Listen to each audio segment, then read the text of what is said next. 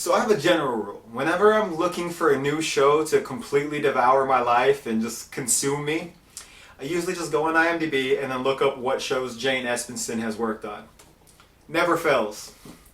So one show that took me a little bit longer to get to than you would think is Gilmore Girls.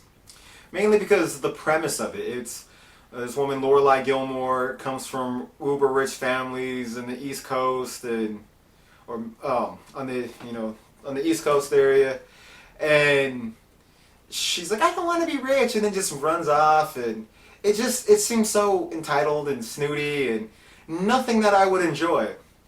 But I always heard good things about it. Danny Strong, Jonathan from Buffy and the co-creator of Empire, he's in it, and I was like, maybe. So I finally sat down and watched it a few years ago. And by the end of the first episode, I was in love.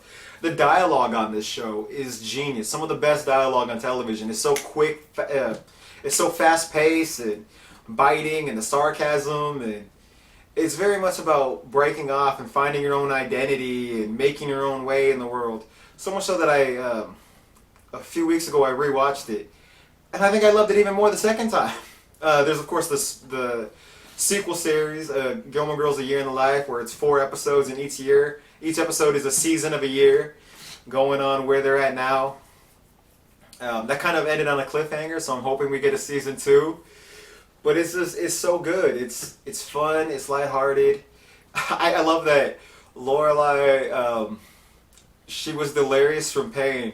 So when she wrote down her daughter's name, she just wrote down her name. So her daughter, Rory, is actually named Lorelai Gilmore as well. She named her after herself, which I thought was cool. It has a character named Dean, who coincidentally is played by the actor who plays Sam, younger brother of Dean on Supernatural. So, I mean, great cast, great characters, great... It's very character-driven. Like, the storyline is just a small town. Not a lot happens there. You get to meet all the residents of the town, most of the residents of the town, and fall in love with them. And it's really just Rory growing up and her relationship with her mother. On the surface, it doesn't seem like a plot that would really be engaging, but it is because the characters are so interesting. The characters are so well written and well acted that you fall in love with all of them. Even the characters you don't like, you fall in love with. You want to know what happens to them. It's one of the most engaging shows I've ever seen. It's so well done. But it's on Netflix. You can check it out. I think Walmart has the complete series on DVD. Just for the dialogue alone, you should check it out. What I think is great about it is most shows, especially shows where, it's a young girl growing up and all that, you normally introduce their boyfriend early in the show, and then that's who they kind of stay with. You were introduced to the relationship in the beginning and stay with. And while Lorelai, the mother, and the guy who owns the local deli, Luke, have that kind of thing, the will they, won't they, the whole series. Spoiler alert, they do. You never had that with Rory. There's Dean, and then there's Jess, and she's constantly getting into a relationship and then realize it's not what she's looking for and move on to a new one. And it's not constantly going back. I mean, alright, there's some slip-ups, but that's life. It's much more realistic than Corey and Topanga, even though I think we all in life want Corey and Topanga. I'm still looking for my Topanga somewhere. I find it much more realistic with how relationships really work.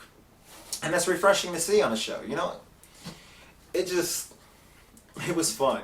And it's also like the story of this woman who works in the service industry and is like, I'm going to start my own company. I'm going to be my own boss. I'm going to make my own way in the world. And she does. She slowly, through hard work and determination, changes her life and starts her own business. And it's not easy. It definitely helps that her parents are rich, her boyfriend is rich, everyone around her is rich and has money. So, I mean, that definitely helps. But it's still this woman doing it on her own and changing her life how she sees fit. I mean, that's the whole story of Lorelai's whole life is she wasn't happy where she's at, so she changed it. She made the hard choices, she sacrificed, she worked hard, and she changed her life, and she's a different person. And it's also sort of her reconnecting with her parents, and she does so while, yes, still needing their help financially, definitely, doing so more on her terms. She's an adult now. She's accomplished. She's established herself as an individual who can get things done. And the power dynamic and how that works between the three generations. It's a beautifully written show. You really should check it out.